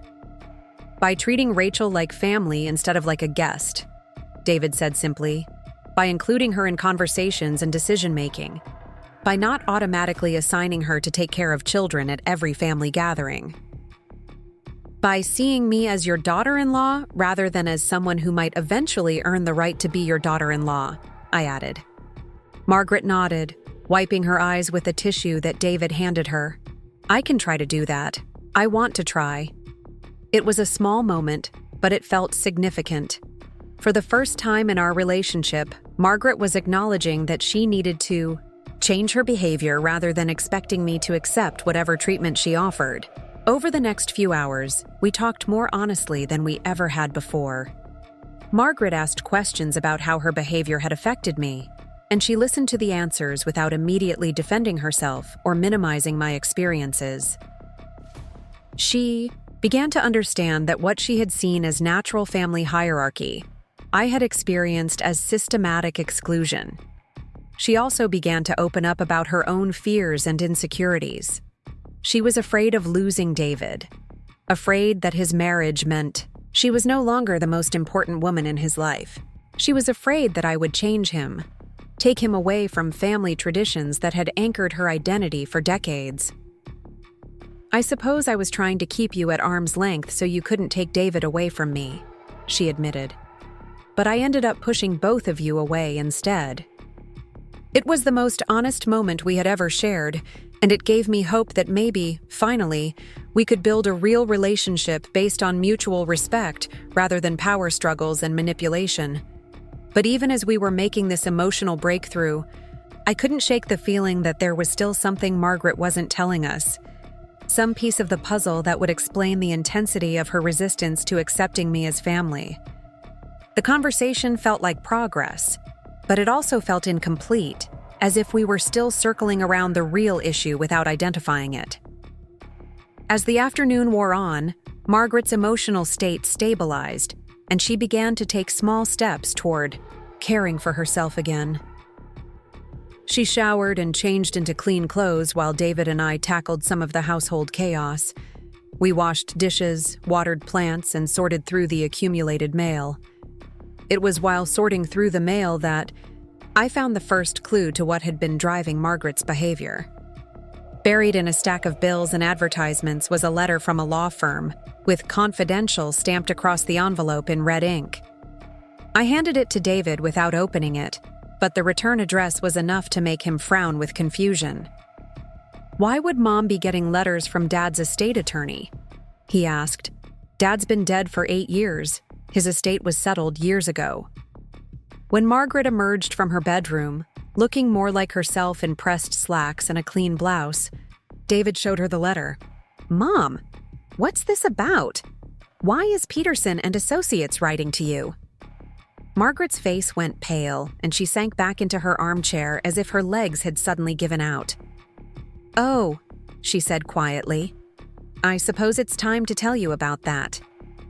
The tone of her voice made something cold settle in my stomach. Whatever was in that letter, it was significant enough to shake Margaret's composure even in her fragile state. "Tell us about what?" David asked, his voice sharp with concern. Margaret looked between David and me, her expression cycling through several emotions before settling on something that looked like resignation. "About your father's house," she said finally. "About why I've been so worried about changes to our family structure." "What about Dad's house?" David asked. "You've been living in it since he died. What does that have to do with anything?" Margaret was quiet for so long that I began to wonder if she was going to answer at all. When she finally spoke, her voice was so soft I had to strain to hear. "It's not my house, David. It never was my house." "What do you mean?" "I mean that when your father died, he didn't leave the house to me. He left it to you." The silence that followed was so complete that I could hear the clock ticking on Margaret's mantelpiece.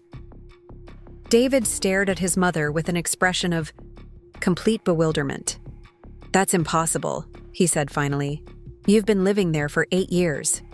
You've been paying the mortgage and the property taxes and maintaining everything."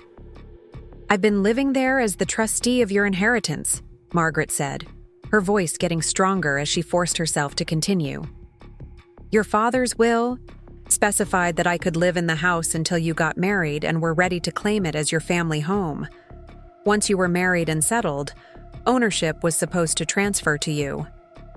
My mind was reeling, trying to process the implications of what Margaret was saying. "You've known for 8 years that the house would eventually belong to David?" "Yes. And you knew that once he got married, he would have the right to live there?" "Yes." "So when David and I got married 3 years ago, the house legally became his," Margaret finished. "But I kept hoping that maybe he wouldn't want to exercise his right to claim it.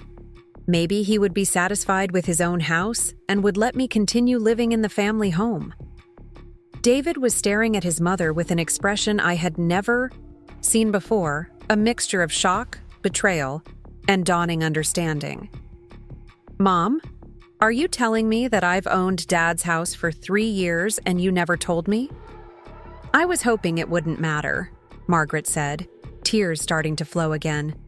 "I was hoping you would choose to let me stay there, and ownership wouldn't be an issue." "But it was an issue," I said, understanding flooding through me. "That's why you've been trying so hard to keep me from feeling like family. Because if I felt like family, I might start expecting to have a say in family decisions. I might start asking questions about living arrangements and property ownership." Margaret nodded miserably. "I was terrified that if you felt too comfortable, too entitled, you would start pushing David to claim the house. I thought if I kept you at a distance, kept you feeling like an outsider, you wouldn't feel confident enough to suggest major changes." The pieces were finally falling into place. Margaret's resistance to accepting me hadn't been about protecting family traditions or evaluating my character. It had been about protecting her housing situation and her sense of security. Every time she had seated me at the children's table, every time she had excluded me from family conversations, every time she had made me feel like I didn't belong, she had been trying to prevent me from feeling confident enough to claim my place in the family hierarchy. "Jesus, Mom," David said, his voice hollow with shock. Do you have any idea how this looks? You've been emotionally abusing my wife for 3 years to protect a secret that you should have told me the day I got married." "I wasn't trying to abuse anyone," Margaret protested. "I was just trying to protect my home. By making Rachel feel unwelcome in her husband's family, by systematically excluding her from family gatherings, by treating her like she was somehow less worthy of respect than complete strangers?" Margaret had no answer for that. The elaborate justifications she had constructed for her behavior were crumbling in the face of this revelation about her true motivations. I sat in Margaret's living room, processing the magnitude of what I had just learned. For 3 years, I had blamed myself for not being good enough to earn Margaret's acceptance. I had tried harder and harder to prove my worth, never realizing that the problem wasn't my worthiness at all.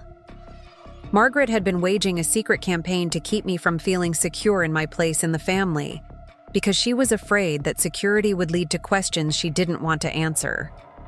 She had sacrificed my emotional well-being and my marriage relationship to protect her own living situation. "Margaret," I said finally, my voice steady despite the tumult of emotions I was feeling, "I need you to understand something. What you did to me wasn't about protecting your home. You could have told David about the inheritance years ago and worked out an arrangement that allowed you to stay in the house while acknowledging his ownership. Instead, you chose to keep secrets and treat me cruelly to maintain your control over the situation." "I was scared," Margaret said weakly. "You were scared, so you made me suffer for 3 years. You made me question my own worth, doubt my husband's love, and feel like an outsider in my own family. All to avoid a conversation about real estate." The gravity of what Margaret had done was finally sinking in, and the look on her face suggested that she was beginning to understand the true cost of her deception. David stood up abruptly, pacing to the window and back, his hands clenched into fists at his sides. "I can't believe this," he said. "I can't believe you let me think I was crazy for questioning how you treated Rachel. I can't believe you let our marriage suffer because you were too cowardly to have an honest conversation about Dad's will." "David, please," Margaret began, but he cut her off. "No, Mom, there's no excuse for this. There's no justification that makes any of this okay." He turned to me, his face full of anguish. "Rachel, I am so sorry. I should have seen what was happening. I should have protected you from this." "You couldn't have known," I said, though part of me was still angry that it had taken 3 years and a crisis for him to fully understand what I had been experiencing. I should have known something was wrong when my own mother consistently treated my wife worse than she treated strangers. I should have questioned why she was so resistant to treating you like family. Margaret was crying again, but this time her tears felt different to me. Less like genuine remorse, and more like self-pity at being caught in her deception. "I never meant for it to go this far," she said. "I just kept hoping the situation would resolve itself somehow." "By what?" David asked harshly. "By me divorcing Rachel? By her finally giving up and leaving the family entirely? What was your endgame here, Mom?" Margaret didn't have an answer, because there hadn't been an endgame. She had been operating purely out of fear and self-preservation, without any thought for the long-term consequences of her actions. As the full scope of Margaret's deception became clear, I felt a strange sense of relief mixed with profound sadness. Relief because I finally understood that her treatment of me hadn't been about my inadequacies or failures. Sadness because the relationship I had been trying so hard to build had been based on lies from the very beginning. The woman I had been trying to win over, trying to prove myself worthy to, had never been operating in good faith. She had been playing a completely different game, one where my pain was an acceptable cost for her peace of mind. But even as I processed these revelations, I knew that the story wasn't over. The question of what to do with this knowledge, how to move forward with David's inheritance and Margaret's living situation, still loomed large.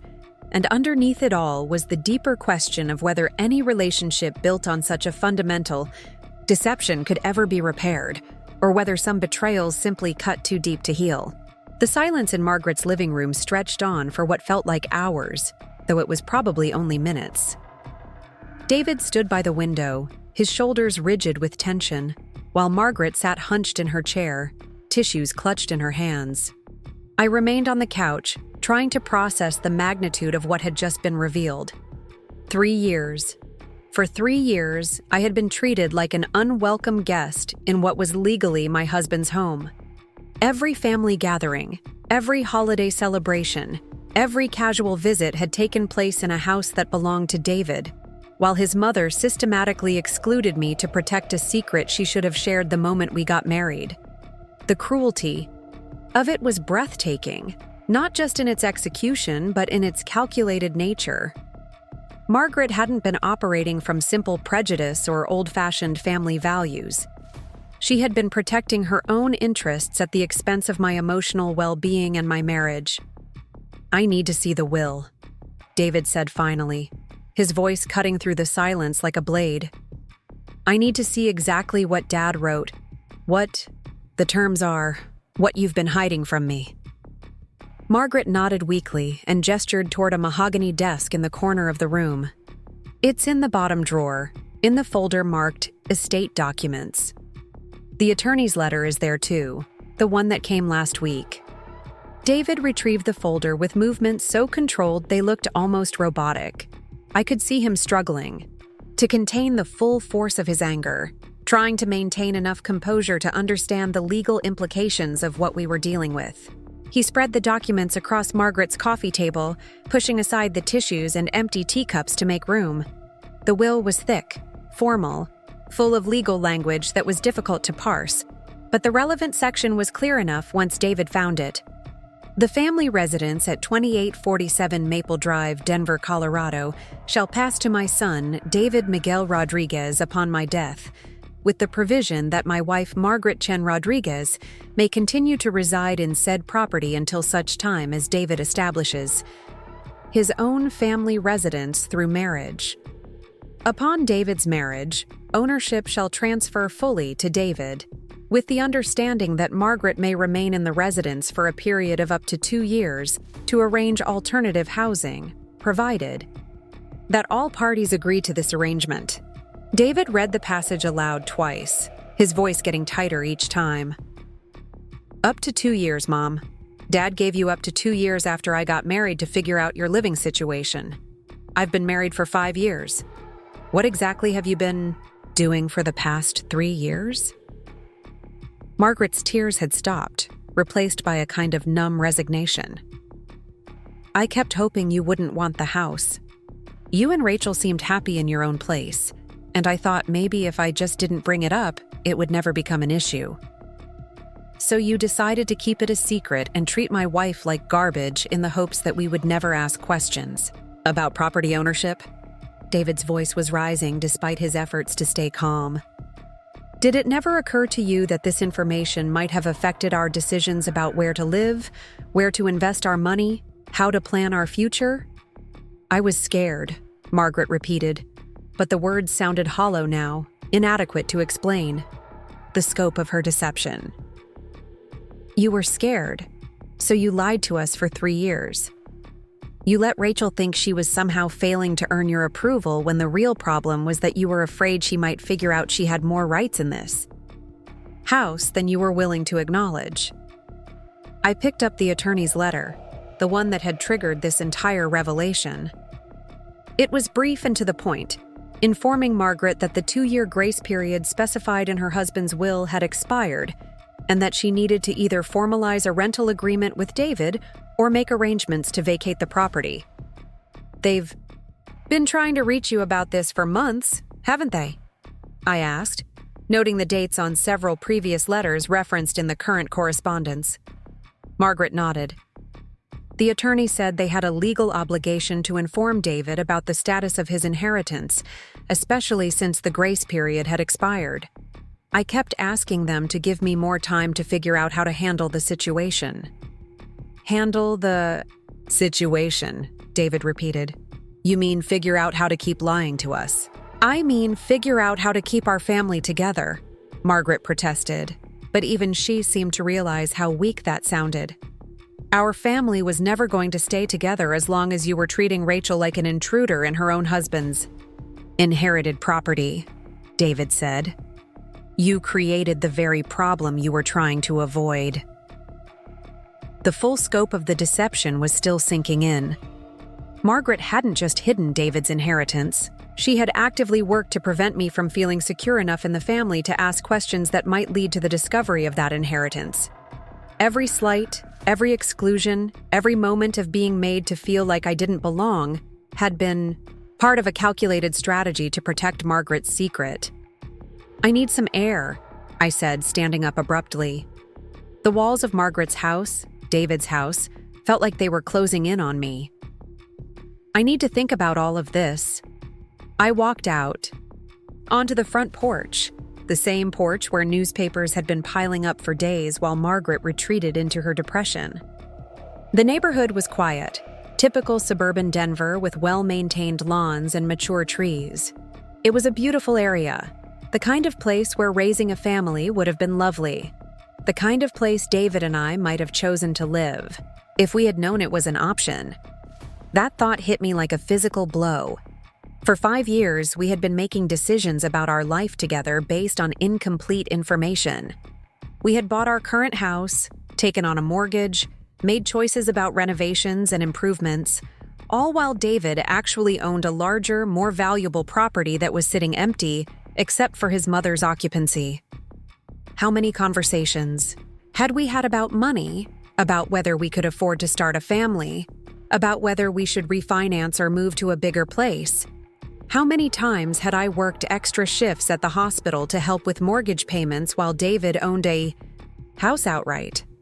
The financial implications were staggering, but the emotional implications were even worse. Margaret hadn't just hidden property ownership from us. She had manipulated family dynamics for years to protect her secret. She had made me question my own worth, doubt my husband's love, and feel like an outsider in my own marriage, all to avoid a conversation about real estate. David joined me on the porch a few minutes later, closing the front door quietly behind him. His face was pale, and he looked like he had aged several years in the past hour. I don't know how to process this, he said, leaning against the porch, railing. I feel like everything I thought I knew about my family was a lie. Not everything, I said, though I wasn't sure I believed it myself. But definitely more than we realized. How do I forgive something like this? How do we move forward from here? It was the question I had been wrestling with since Margaret's revelation. Part of me wanted to be compassionate, to understand that she had been operating from fear and grief over losing her husband and potentially losing her home. But another part of me was furious at the scope of the deception and the casual cruelty with which she had treated me to protect her secret. I don't know if forgiveness is the right framework, I said slowly. This wasn't a mistake or a moment of poor judgment. This was 3 years of deliberate deception and emotional manipulation. The question isn't whether we can forgive it, but whether we can trust her enough to have any kind of relationship going forward. David nodded, understanding what I meant. Trust, once broken this completely, doesn't just heal with time and good intentions. It has to be rebuilt through consistent, honest behavior over an extended period. And that assumes the person who broke the trust is genuinely committed to doing the work of rebuilding it. What do you want to do about the house? He asked. It was a practical question, but it carried enormous emotional weight. The house represented not just property ownership, but the entire foundation of our relationship with Margaret. Whatever we decided about the living arrangements would signal how we intended to move forward as a family. What do you want to do? I asked back. David was quiet for a long moment, looking out at the neighborhood where he had grown up. Honestly, I'm so angry right now that I want to tell her she has 30 days to find somewhere else to live. I want to make her face the consequences of lying to us for 3 years. But But she's also my mother, and she's clearly struggling emotionally. Kicking her out of the only home she's known since Dad died feels cruel, even if she deserves it. I understood his conflict. Despite everything Margaret had done, she was still family, still a grieving widow who had made terrible choices out of fear and desperation. The situation called for justice, but it also called for compassion, and those two demands didn't necessarily align. What if we tried a different approach? I suggested. What if we acknowledged David's ownership of the house, but worked out an arrangement that allowed Margaret to stay while also establishing clear boundaries about family dynamics? What kind of arrangement?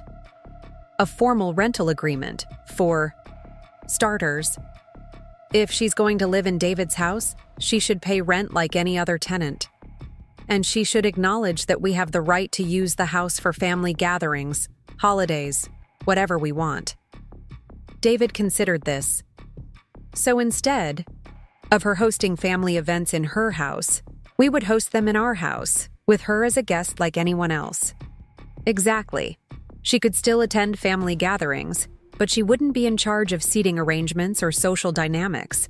She would be a participant, not the director. It was a radical shift from the previous power structure, one that would require Margaret to give up the control she had wielded over family interactions for decades. But it also offered her a path forward that didn't involve complete exile from the family or immediate displacement from her home. Do you think she would agree to something like that? David asked. I think she'll agree to whatever allows her to stay in the house, I said. The question is whether she'll actually follow through on the behavioral changes, or whether she'll just agree now and then try to revert to the old patterns once she feels secure again. We talked through various scenarios and possibilities, trying to find a path forward that balanced accountability with compassion. Eventually, we decided to present Margaret with a clear choice. She could stay in the house as a tenant under a formal lease agreement with explicit behavioral expectations about family interactions, or she could make other living arrangements with our help and financial support. When we went back inside, Margaret was in the kitchen, mechanically washing dishes that had been sitting in the sink for days. Her movements were slow and deliberate, like someone going through familiar motions to avoid thinking about larger problems.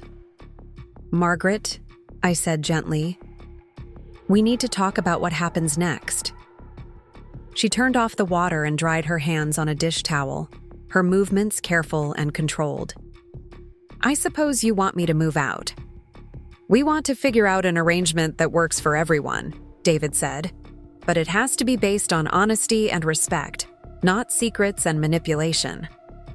We explained our proposal, a formal lease agreement that would allow her to remain in the house while acknowledging David's ownership, regular rent payments that reflected the property's market value, an understanding that we might want to use the house for our own family gatherings, with Margaret participating as a guest rather than a host. Most importantly, a commitment from Margaret to treat me as a full member of the family, with all the respect and inclusion that should have been extended from the beginning of our relationship. Margaret listened without interrupting, her face cycling through various emotions. When we finished explaining the terms, she was quiet for a long time. I understand why you don't trust me, she said finally. I understand why this all has to be formalized and written down, but I want you to know that I am genuinely sorry for how I've treated you, Rachel. I was so focused on protecting what I thought was mine that I lost sight of what was actually important. What was actually important? I asked. Having a relationship with my son and his wife, being part of your lives rather than controlling them. It was the right answer, but I wasn't sure yet whether Margaret truly understood it or was just saying what she thought we wanted to hear. Time would tell whether her behavior matched her words. We'll need to see changes, not just hear apologies, David said. The next family gathering we host here, you participate as a guest. You don't organize seating arrangements. You don't assign people to take care of children. You don't direct social dynamics. You show up and enjoy spending time with family like everyone else. Margaret nodded. I can do that. I want to do that. Over the following weeks, we worked with attorneys to formalize the living arrangement and establish clear expectations for everyone involved. Margaret signed a lease agreement and began paying monthly rent. We scheduled the first family gathering at the house for Easter, with explicit ground rules about roles and responsibilities. The Easter celebration was awkward at first, with everyone trying to navigate the new family dynamics. Margaret clearly struggled with not being in charge of the event, repeatedly starting to direct activities or make suggestions before catching herself and stepping back. But something remarkable happened as the day progressed.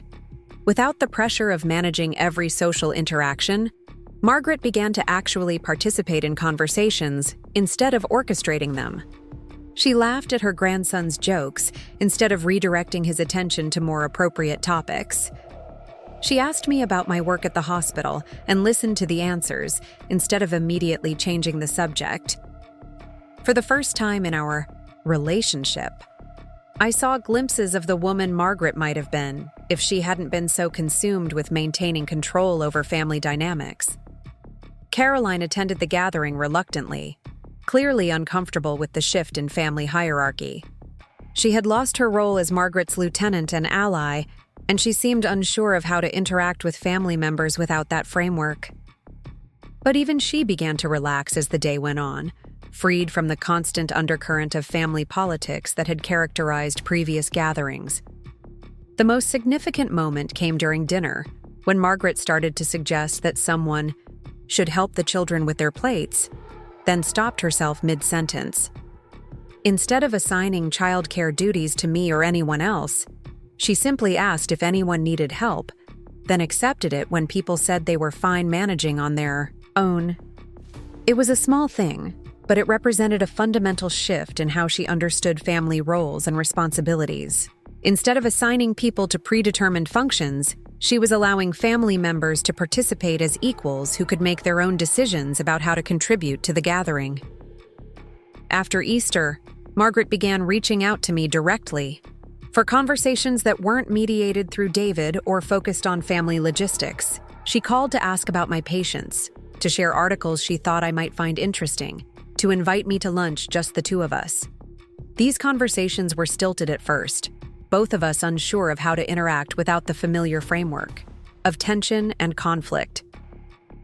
But gradually, we began to find common ground in our shared love for David, our mutual interest in gardening, and our similar experiences as women working in male-dominated professions. I learned that Margaret had faced significant challenges as a Latina educator in the 1980s and 1990s, fighting for respect and authority in environments that often dismissed her contributions. Her need to control family dynamics, while still inexcusable, made more sense in the context of someone who had spent decades having to prove her competence and defend her authority. Understanding her background didn't excuse her treatment of me, but it helped me understand why she had been so threatened by the possibility of losing control over her domestic sphere. For Margaret, being the unquestioned head of the family had been one of the few areas of her life where her authority was absolute and uncontested. 6 months after the revelation about the house, David and I made a decision that surprised everyone, including ourselves. We decided to sell our current house and move into the family home with Margaret. It wasn't a decision we made lightly. We spent months discussing the practical and emotional implications, working with a family therapist to make sure we were making the choice for healthy reasons, rather than out of guilt or obligation. The house was large enough for all of us to have privacy and personal space. The neighborhood was better for starting a family, which we were hoping to do in the next few years. And the financial benefits of not carrying 2 mortgages were significant enough to change our long-term financial planning. But the most compelling reason was that we had found a way to live together that actually worked. Margaret had proven over several months that she was capable of respecting boundaries and treating me as an equal member of the family. She had consistently followed through on her commitments to behavioral change, even when it was difficult or uncomfortable for her. The transition wasn't seamless. Living in the same house required constant negotiation about everything from household chores to social schedules. Margaret had to learn to check with us before making plans that affected our shared spaces, and we had to learn to include her in decisions about home maintenance and improvements. But we also discovered unexpected benefits to the arrangement. Margaret was an excellent cook who enjoyed preparing meals for the family. David and I were young and energetic enough to handle the physical demands of maintaining a large property. Margaret had decades of gardening experience that transformed our yard into something spectacular. More importantly, we were building a family dynamic based on mutual respect rather than hierarchical control. Margaret got to remain in the home she loved while also gaining a closer relationship with her son and daughter-in-law. David got to reclaim his inheritance without losing his mother. And I finally got to be treated as a full member of the family I had been trying to join for 5 years. The first time Margaret introduced me to someone as my daughter-in-law Rachel. Without any qualifying phrases or awkward pauses, I nearly cried. It was such a simple thing, but it represented the acceptance I had been seeking for so long. A year after moving in together, we hosted Thanksgiving at the house. The same relatives who had attended Margaret's carefully orchestrated gatherings for decades came to our more relaxed celebration. Instead of assigned seating and predetermined social roles, people mingled naturally, helped themselves to food, and participated in conversations based on their actual interests rather than their place in some invisible family hierarchy. Margaret sat at our dining room table as an honored guest rather than a controlling host, enjoying the company of her family without the burden of managing every social interaction. She laughed more than I had ever seen her laugh, told stories I had never heard before, and seemed genuinely relaxed in a way that had been impossible when she was constantly monitoring and directing everyone else's behavior. After dinner, as we were cleaning up together, Margaret pulled me aside. "Thank you," she said simply. "For what?" "For giving me the chance to learn how to be a better mother-in-law. For not giving up on our relationship even when I gave you every reason to walk away." "Thank you for doing the work to change," I replied. "It couldn't have been easy to give up control over things you'd been managing for so long." "It wasn't easy," Margaret agreed. "But it was worth it. This family is happier now, and that includes me." Looking around the kitchen at our blended household, I had to agree. We had all learned something important about the difference between controlling relationships and nurturing them, between demanding respect and earning it, between maintaining traditions and adapting them to serve the people they're supposed to protect. The house that had been a symbol of deception and manipulation had become a foundation for something healthier and more sustainable. David had reclaimed his inheritance, but more importantly, he had learned to prioritize his marriage over his mother's comfort. Margaret had lost her absolute authority over family dynamics, but she had gained genuine relationships with her son and daughter-in-law, and I had finally found my place in a family that saw me as an asset rather than a threat, a daughter rather than a stranger, a full participant in the complex, rewarding work of building a life together. Sometimes the most important revelations come not from dramatic confrontations or explosive arguments, but from quiet moments of honesty that force everyone involved to reconsider their assumptions about what family is supposed to look like. Margaret's secret about the house had nearly destroyed our relationships, but ultimately it became the catalyst for building something stronger and more authentic than what we had before. The children's table had taught me about dignity and belonging, but the family table taught me about forgiveness and growth. Both lessons were necessary, and both had led me to this moment. Sitting in my own home, with my own family, finally, confident in my place at the table. The revelation about the house had been devastating, but it had also been liberating. For the first time in my adult life, I understood that belonging isn't something you earn through perfect behavior or endless patience. It's something you claim by recognizing your own worth and insisting that others recognize it too. And sometimes, when you're brave enough to demand the respect you deserve, you discover that the people around you are capable of growing and changing in ways that seemed impossible before the truth finally came to light. Years later, when David and I host family gatherings in our home, I sometimes think about that first Thanksgiving when I sat at the folding chair by the kitchen door, feeling invisible and unwelcome. It seems like a lifetime ago, but it was only the beginning of a story that led to something better than I could have imagined. The woman who once treated me like a threat to her family has become one of my closest allies in building the family we all wanted, but didn't know how to create. The house that was hidden from us became the foundation for a new kind of family tradition based on inclusion rather than exclusion, honesty rather than manipulation, love rather than control. Margaret still lives with us, but now she's truly part of our family rather than trying to control it.